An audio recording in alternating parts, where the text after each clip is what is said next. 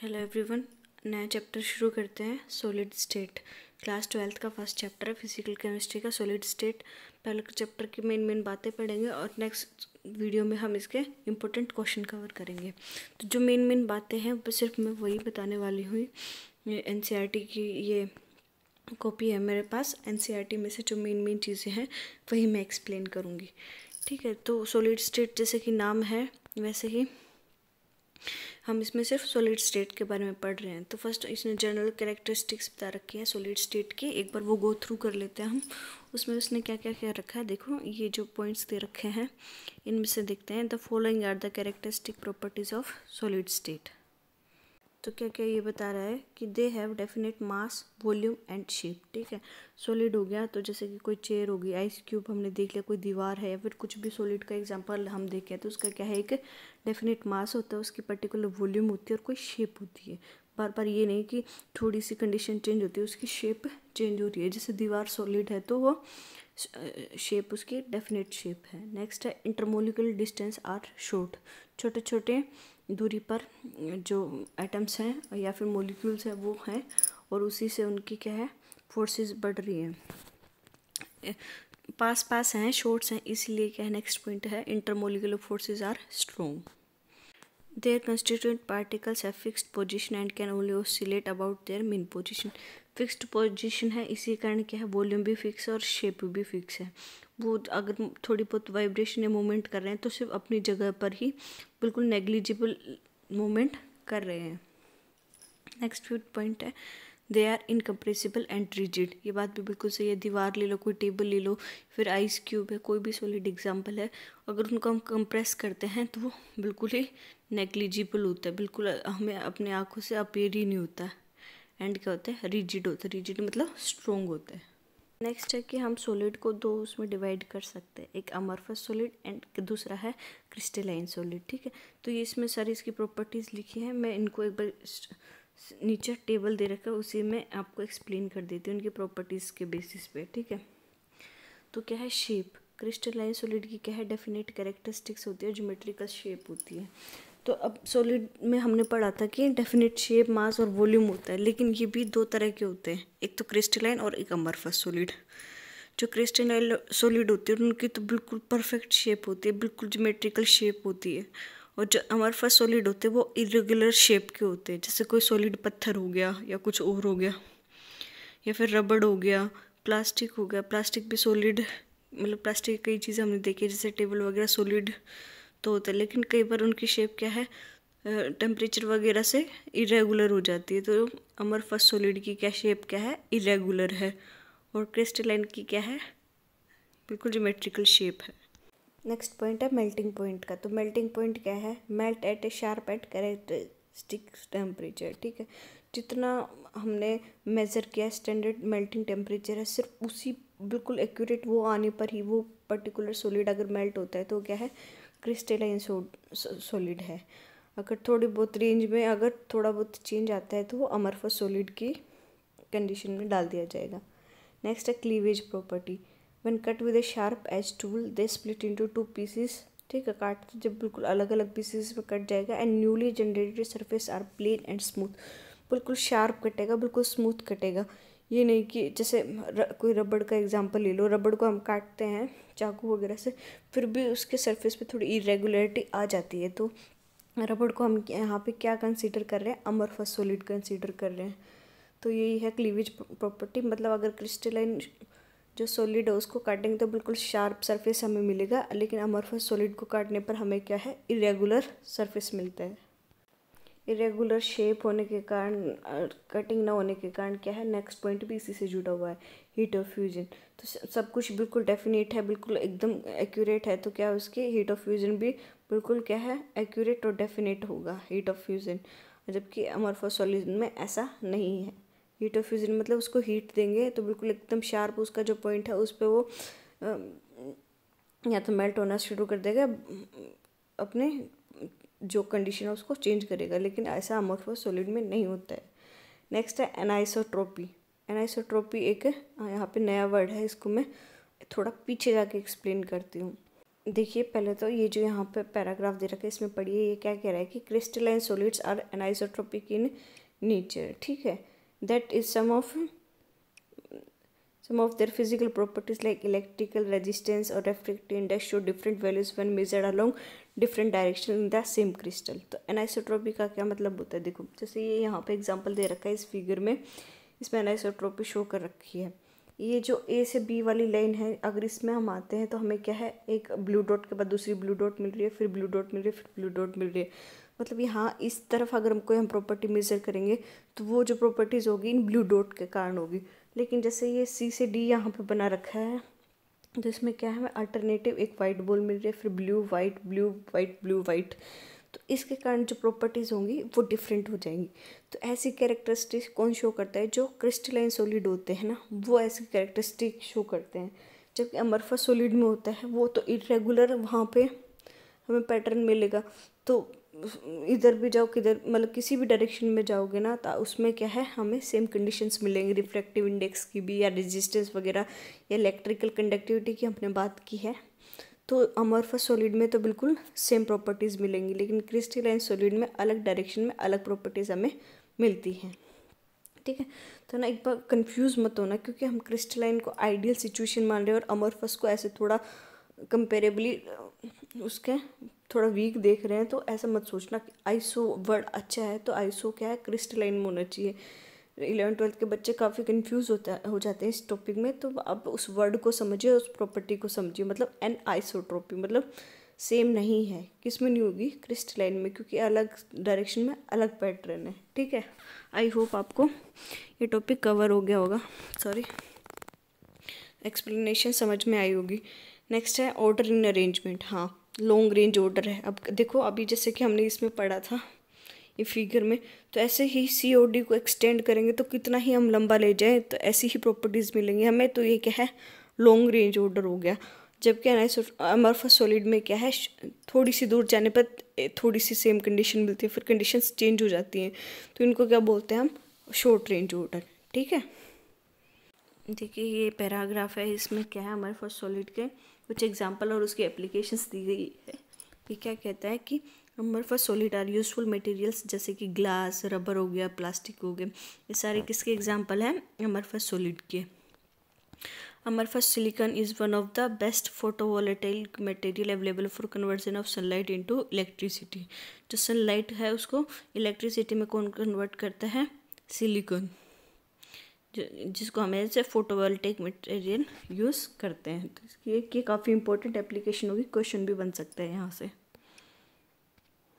तो अभी तक हमने क्या है, दो तरह के हमने सॉलिड्स पढ़े, क्रिस्टलाइन और अमorphous सॉलिड। अब क्या है, फर्दर हम क्रिस्टलाइन सॉलिड्स को ही फर्दर डिवाइड कर रहे हैं यहाँ पे। तो इसके है ना कुछ टाइप्स हैं, जैसे कि मोलिकुलर सॉलिड हो गया, आयनिक सॉलिड, मेटेलिक सॉलिड, फिर कोवेलेंट सॉलिड्स, ठीक है। तो इनको मैं यहाँ जो टेबल दे रखा है इसी में एक्सप्लेन कर देती हूँ, ताकि हम इनका कंपैरिजन भी कर पाए और एक एक चीज़ आपको आराम से समझ भी आ जाए।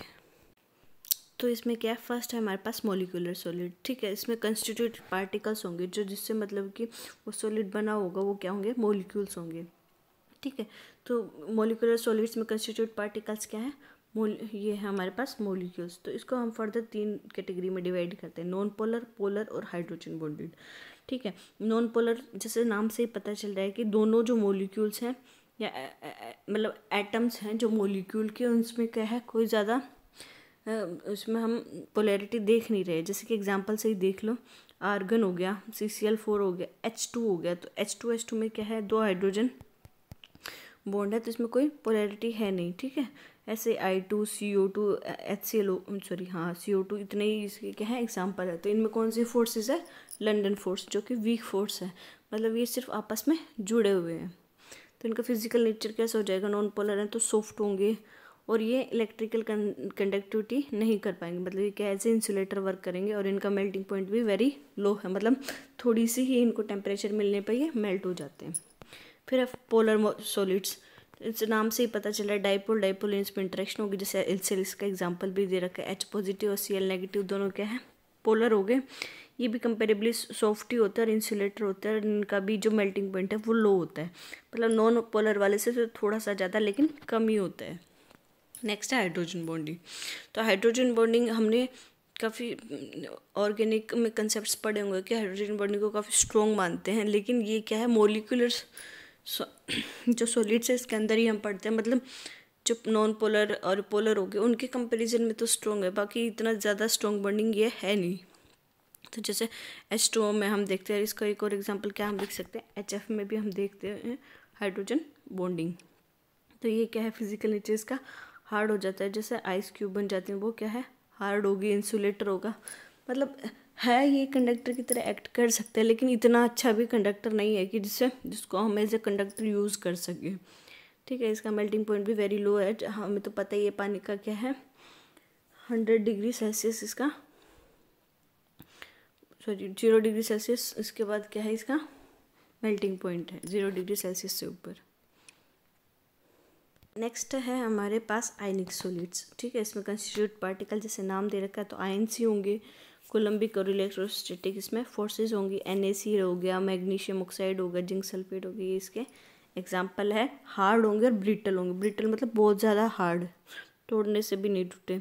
Insulators in solid state but conductors in molten state. ये बात इंपॉर्टेंट है। देखो, अगर वो सॉलिड में हम जैसे बात करें, हमारे पास NaCl सॉलिड है तो वो एज ए इंसुलेटर वर्क करेगा, लेकिन जब उसको हम मेल्ट कर देंगे, एक्वस सॉल्यूशन बना देंगे, एक्वस सॉल्यूशन मतलब पानी के साथ अगर उसको मिला देंगे तो वो क्या है, कंडक्टर बन सकता है। कंडक्टर का मतलब क्या होगा, यहाँ पे इलेक्ट्रिसिटी कंडक्ट कर सकता है। इसका मेल्टिंग पॉइंट भी क्या है, वेरी हाई। उसके बाद है metallic solids. Positive ions in sea of delocalised electron. ठीक है, पॉजिटिव आयंस है और उसके सराउंडिंग इलेक्ट्रॉन्स हैं। मतलब एक तरह से जनरली जो मेटल्स की हम बात करते हैं वो क्या है, मेटेलिक सॉलिड में आते हैं। जैसे एग्जांपल भी दे रखा है, आयरन हो गया, कॉपर हो गया, सिल्वर हो गया, मैग्नीशियम हो गया, ये सारे क्या है, मेटेलिक सॉलिड के एग्जांपल है। ये भी क्या है, हार्ड है बट मेलिएबल है और डक्टाइल है। मतलब हार्ड तो है लेकिन इनको हम थिन शीट्स में, मेलिएबिलिटी क्या होती है, शीट्स में और वायर्स में इनको कन्वर्ट कर सकते हैं। ये भी क्या अच्छे कंडक्टर होते हैं। आयरन का तो हमें पता ही है, करंट आ जाता है। और मोल्टन स्टेट में तो और भी ज़्यादा अच्छे कंडक्टर हैं। ये इनका भी जो मेल्टिंग पॉइंट है वो हाई रहता है। लास्ट है कोवेलेंट और नेटवर्क सॉलिड्स। ठीक है, इनके कंस्टिट्यूट क्या है, एटम्स हैं। इनमें क्या बोलते हैं, कोवेलेंट बॉन्डिंग बोलते हैं। जैसे क्वार्ट्स वगैरह हो गया, SiO2, डायमंड, ये सब इसमें क्या है, कोवेलेंट बॉन्डिंग होती है। ये भी क्या है, हार्ड। तो डायमंड जैसे हमने सबसे हार्डेस्ट एलिमेंट पढ़ा है, तो ये तो कोवेलेंट इसमें क्या है, इसका नेचर तो ऑब्वियसली हार्ड ही होगा। लेकिन देखो एक पॉइंट और याद रखना, जो ग्रेफाइट वाला है ना, यहाँ पे कार्बन का जो एलोट्रोप है वो क्या होता है, सॉफ्ट होता है। ठीक है, ये कंडक्टर होता है, लेकिन ये क्या है, एक्सेप्शन है, ये इंसुलेटर होगा। मतलब जो कोवेलेंट बॉन्डिंग होती है वो जनरली इंसुलेटर होते हैं, लेकिन जो कार्बन ग्रेफाइट है वो सॉफ्ट होता है और उसकी जो लेयर, उसमें थिन लेयर्स बनती हैं और लेयर्स के बीच में इलेक्ट्रॉन मूव कर सकते हैं। इसके कारण ये क्या है, इलेक्ट्रिसिटी कंडक्ट कर सकता है। तो ये इसको कंडक्टर हम बोलते हैं, ये एक एक्सेप्शन है। केमिस्ट्री में हमेशा याद रखना, साइंस में जो पर्टिकुलर होता है कि एक्सेप्शन वाले क्वेश्चन काफ़ी बनते हैं, तो इन चीज़ों को थोड़ा ध्यान से देना। नेक्स्ट टॉपिक हमारा क्या है, crystal lattice and unit cell. ठीक है, तो अब इसको भी मैं जो नीचे टेबल दे रखा है उसी में एक्सप्लेन करूँगी, लेकिन उससे पहले कुछ बेसिक बात मैं बता दूँ कि क्रिस्टल लेटिस क्या होता है। ठीक है, जो यहाँ पे लिखा भी है 3 डायमेंशनल अरेंजमेंट होती है पॉइंट्स की, वो क्या कहलाती है, क्रिस्टल लेटिस कहलाती है पूरा। तो ये यहाँ पे जो फिगर दे रखा है ये एक लेटिस का फिगर है। इसको क्या बोलेंगे, क्यूबिक लेटिस, मतलब ये क्यूब की फॉर्म में है। ठीक है, और इसमें ये जो है एक ये जो अपार्टमेंट दे रखा है, ये जैसे ये इसको क्या बोलेंगे हम, सेल बोलेंगे, जो बिल्कुल ये मतलब इसी की रिपीटेड यूनिट होती है। जैसे हमने बायोलॉजी में पढ़ा है ना कि स्ट्रक्चरल एंड फंक्शनल यूनिट क्या होती है, सेल होती है। मतलब उन्हीं को बार बार रिपीट होते ही वो बड़ी चीज़ बनाती है। ऐसे ही अगर छोटी से छोटी उस चीज़ को देखें तो उसको हम सेल बोलेंगे, और सेल को अरेंज कर देंगे हम किसी पर्टिकुलर ऑर्डर में तो वो क्या है, एक लेटिस बना लेगी। ठीक है, तो यहाँ पे हम 14 पॉसिबल अरेंजमेंट हैं। अभी तक 14 तरीके से ही हम इनको अरेंज कर पाए हैं, और इससे इनको क्या बोलते हैं, इन अरेंजमेंट को ब्रेविस लेटिस अरेंजमेंट। इनकी क्या क्या कैरेक्टरिस्टिक्स होती हैं ये पढ़ लेते हैं। जैसे कि फर्स्ट पॉइंट लिखा है, each point in a lattice is called lattice point और लेटिस साइड। ठीक है, जैसे सेल मैंने बोला उसको क्या है, लेटिस साइड बोलेंगे। Each point in a crystal lattice represent one constituent particle which may be an atom molecule. ठीक है, जिसको हम सेल बोल रहे हैं वो एटम भी हो सकता है, कोई मोलिक्यूल या आयन भी हो सकता है। Lattice points are joined by straight lines to bring out the geometry of the lattice. ठीक है, बिल्कुल ऊपर हो या आगे पीछे जिधर भी अरेंजमेंट है वो एक लाइन में होगी, ऐसे नहीं कोई रैंडम इनकी अरेंजमेंट हमने कर रखी है। इसी को कंटिन्यू करते हुए हम एक यूनिट सेल के बारे में पढ़ लेते हैं, पहले बाद में देखेंगे ये फिगर, उससे पहले हम इसकी कैरेक्टरिस्टिक्स पढ़ लेते हैं। तो यूनिट सेल क्या है? Unit cell is the smallest portion of a crystal lattice which when repeated in different direction generates entire lattice. ठीक है, एक पर्टिकुलर डायरेक्शन में इसको अगर बार बार हम रिपीट कर जाएंगे तो एक अरेंजमेंट हमें वो दे देगा और उसको क्या बोलते हैं हम? एंटायर लैटिस उससे बन जाता है। लेकिन जो स्मॉलेस्ट जो पॉइंट था वो क्या है हमारे पास? वो हमारे पास क्या है? यूनिट सेल है। ठीक है, जैसे अब ये यूनिट सेल होगी जो ऊपर इसमें से हमने उठा के इसको यहाँ पे साइड में अलग से रख दिया है।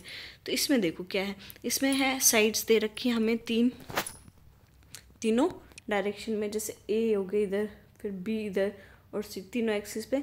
ये क्या है? इनकी डायरेक्शन है। और इन डायरेक्शंस के बीच में जो एंगल बन रहे हैं वो उनको क्या बोल रहे हैं हम? अल्फा, बीटा या गामा। ठीक है, इसी के बेसिस पे ये अरेंजमेंट हमें 14 तरीके की अरेंजमेंट देखने को मिलती है। ठीक है, यूनिट सेल यहाँ पे क्या लिख रखा है? ABC, और ये इनके एंगल्स हैं। ठीक है, चलो अब हम यूनिट सेल्स को और इनकी वजह से इनको पढ़ते हैं, इनकी अरेंजमेंट की वजह से जो पॉसिबल यूनिट सेल्स बनी है उनको पढ़ते हैं एक एक करके। तो यहाँ पे मैंने बताया था, सीधा मैं इस टेबल में ही एक्सप्लेन कर देती हूँ। तो सब पहले है क्यूबिक। मतलब क्यूबिक को क्या बोलते हैं? पॉसिबल वेरिएशन क्या हो सकती है? प्रिमिटिव हो सकती है, बॉडी सेंटर हो सकती है और फेस सेंटर्ड हो सकती है। जैसे कि ये है, इसको हम क्या बोलते हैं? प्रिमिटिव बोलेंगे। प्रिमिटिव की ये 3 एग्जांपल हैं। जैसे ये है, मतलब जो एटम्स हैं, ये जो मैंने सेल बोली थी, जो यूनिट सेल स्मॉलेस्ट वाली, उस मतलब वो है, जैसे कि ये मान लो। और इसमें हमने जो एटम रखे हैं वो सारे कॉर्नर पे एटम रख दिए हैं। एक क्यूब बना के उसके कॉर्नर पर अगर हम एटम रख दें, अगर ऐसी अरेंजमेंट है तो उसको हम क्या बोलेंगे? प्रिमिटिव और सबसे सिंपल अरेंजमेंट। उसके बाद है कि जो 8 कोने हैं, कॉर्नर्स हैं, उन पे तो एटम रखा ही हुआ है, लेकिन एक एटम हमने बीच में भी रख दिया, तो इसको क्या बोलेंगे? Body centred. और एक ये फेस सेंटर्ड, मतलब 8 तो कॉर्नर्स पे, और जो एक फेस होता है, फेस मतलब एक, जैसे ये है फेस और इसके यहाँ पे रखा हुआ है, तो वो क्या है? फेस सेंटर्ड हो गया। मतलब आधा अंदर यूनिट के अंदर और आधा बाहर, तो उसको क्या बोलेंगे हम? Face centred. ठीक है, तो ये थोड़ा सा यहाँ पे 2 डायमेंशन तो मैं इतना ज़्यादा एक्सप्लेन कर नहीं पाऊँगी, लेकिन आई होप आप लोग कंसेप्ट देख रहे, तो आपको इन चीज़ों को पता होगा। बस एक क्विक रिवीजन के लिए मैं ये सब चीज़ें एक्सप्लेन कर रही हूँ। जो मेन है वो है हमारे ये टेबल, जिससे क्वेश्चन उठ के आते हैं। तो मेन क्या है हमारा? ये जो टेबल है इसमें से हमारे क्या है? क्वेश्चन उठ के आते हैं, हमें मेन यही पढ़ना है। ठीक है, पहले तो मैं एक न्यूमेरिक बता देती हूँ जिससे हमें ये टेबल याद रखनी है। ठीक है, आई होप ये ABC साइड्स होती है, एंगल्स होते हैं, ये आपको पता ही हो। सिर्फ मैं आपको एक रिवीजन करा रही हूँ, उसके लिए मैं बता देती हूँ याद रखने का तरीका। जो हम इसको याद रखेंगे, CT और HRMT, CT और HRMT। ठीक है, तो कितने हो गए ये हमारे पास?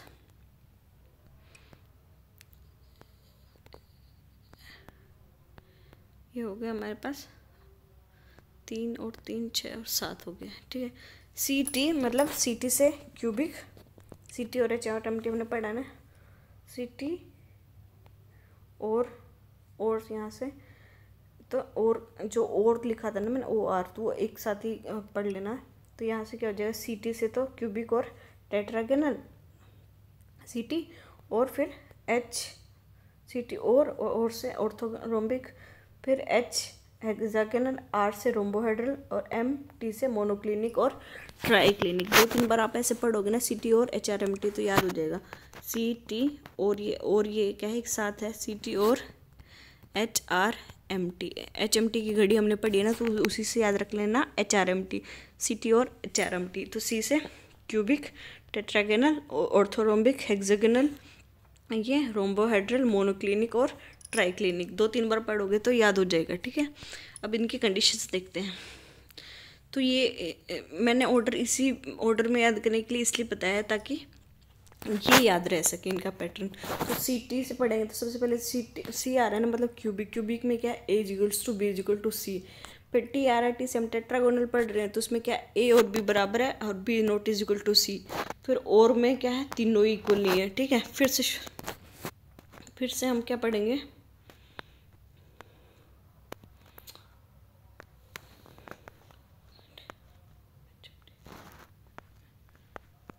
सी टी और एच एम टी। फिर उसके बाद क्या है, at A equals to B is not equals to C. फिर A is equal to B and C. और फिर ये तीनों क्या है, A not B not C. तो बस हमें ये देखना है। और ये जैसे कि सी टी और ये एक साथ पढ़े थे तो इसमें तीनों की एक साथ ही बात याद रखनी है कि तीनों एंगल क्या है, इक्वल, और तीनों ही क्या है 90 डिग्री के हैं। उसके बाद क्या है, अल्फा और बीटा हेक्सागोनल में alpha beta 90 degree, gamma 120 degree, ऐसे याद रह जाएगा। तो मोस्ट जो फेमस क्वेश्चन है एक तो ये आता है कि जो बिल्कुल ही ट्राइक्लिनिक का आता है क्वेश्चन, मतलब कि जिसमें ना तो एंगल सेम है और ना ही कोई साइड सेम है, ऐसा कौन सा है, तो वो क्या है, ट्राइक्लिनिक है हमारा। देखो इसमें ना ही तो हमारी साइड सेम है नॉट बी इक्वल्स टू सी, और ना ही इसमें एंगल सेम है। और ऐसा जिसमें सारी चीज़ें सेम है उसका एग्जाम्पल हमारा क्यूबिक, जिसमें सारी तो साइडें सेम है और सारे एंगल सेम है।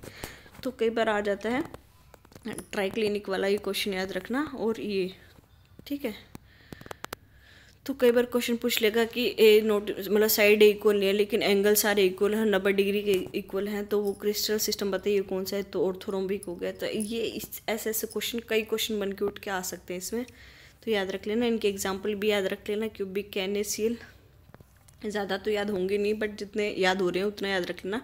मेन था ये एंगल का रिलेशनशिप और साइड्स का रिलेशनशिप। आई होप आपको समझ में आ गया होगा, ठीक है। तो आज की वीडियो में बस हम इतना ही करते हैं, बाकी ये चैप्टर कंटिन्यू करते हैं नेक्स्ट में, क्योंकि आगे क्या है, इनकी जो मैग्नेटिक प्रॉपर्टीज़ वगैरह हैं, वॉइड्स हैं, उन सब के बारे में पढ़ने वाले हैं। तो ये क्या है, उनकी अरेंजमेंट वो सब हम नेक्स्ट क्लास में पढ़ लेंगे। इनका कंट्रीब्यूशन और पढ़ लेते हैं इसी टॉपिक में।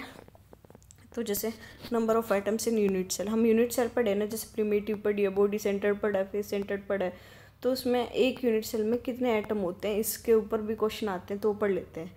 तो प्रिमिटिव क्यूबिक यूनिट सेल हमने पढ़ी है, जिसमें क्या है, एक क्यूब की तरह है, जिसमें सिर्फ हमारे, जैसे मैंने ऊपर भी एक्सप्लेन करा था, जो हमारे सिर्फ कॉर्नर्स पे क्या है, एटम्स हैं, ठीक है। जैसे तो हम प्रिमिटिव के बारे में पढ़ेंगे तो सिर्फ कॉर्नर्स पे एटम, और हमें पता है कि एक एटम का कंट्रीब्यूशन कितना है। जैसे कि ये देखो यहाँ पे एटम को तोड़ देंगे ना, तो इसका अंदर जो हिस्सा आएगा ना, वो एटम का 1/8 हिस्सा आएगा, मतलब बाकी का हिस्सा ऊपर वाले में, फिर इधर साइड वाले में, इधर वाले में, इधर वाले में। तो एक यूनिट में जो कॉर्नर वाला एटम है वो किसका, उसका कितना हिस्सा आता है, 1/8 हिस्सा आता है, ठीक है। तो एक यूनिट में हमें कितने एटम मिलेंगे, तो ये देखो जैसे कि यहाँ पे लिखा हुआ है, सॉरी यहाँ पे लिखा हुआ है कि 8 तो हो गए एटम टोटल, और उसका एक का कंट्रीब्यूशन है 1/8। तो टोटल मिला के हमें कुल एक एटम मिल जाएगा। अगर हमें एक यूनिट सेल है हमारे पास प्रिमिटिव की, तो मतलब हमारे पास एक एटम है, ठीक है। इसी को कंटिन्यू करते हुए आगे जैसे बॉडी सेंटर के बारे में पढ़ते हैं, वैसे ही देखो मैं बॉडी सेंटर में मैंने क्या बताया था कि सारे तो कॉर्नर पे एटम है और एक क्या हमारा बीच में एटम है। तो अभी जैसे मैंने बताया कॉर्नर वालों का तो कितना हो जाएगा, 1/8 कॉर्नर पे और 1/8 का एक कंट्रीब्यूशन, तो टोटल हमें एक एटम मिल जाएगा यहाँ से। और बॉडी सेंटर का कंट्रीब्यूशन क्या है, एक ही एटम है ना, तो बीच में एक एटम यहाँ से मिल जाएगा, तो टोटल हमें कितना मिल जाएंगे, 2 एटम मिल जाएंगे बॉडी सेंटर से। प्रिमिटिव से एक सेंटर, बॉडी सेंटर से 2 एटम। ऐसे ही फेस सेंटर पे जैसे बताया था मैंने कि सारे तो कॉर्नर पे हैं और बाकी फेसेस पे। तो अब देखो 6 फेस है हमारे पास, ये साइड वाला, अब इससे पीछे, इधर साइड में ऊपर नीचे, जैसे ये 2 और 2 इधर वाले और 2 ऊपर नीचे वाले। तो यहाँ पे 6 फेस है हमारे पास। तो ये देखो जैसे कि फर्स्ट ये बताया था, ये हो गया एक, तो 8 कॉर्नर एटम्स 1/8 इनका कंट्रीब्यूशन है, 6 फेस सेंटर्ड है तो 1/2।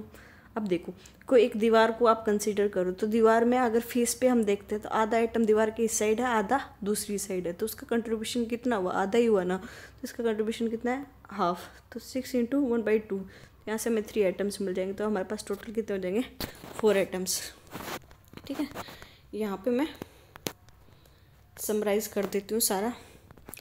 जो प्रिमिटिव है उसमें हमें मिलेगा 1 एटम, बॉडी सेंटर वाले में 2 एटम और फेस सेंटर वाले में 4 एटम, ठीक है।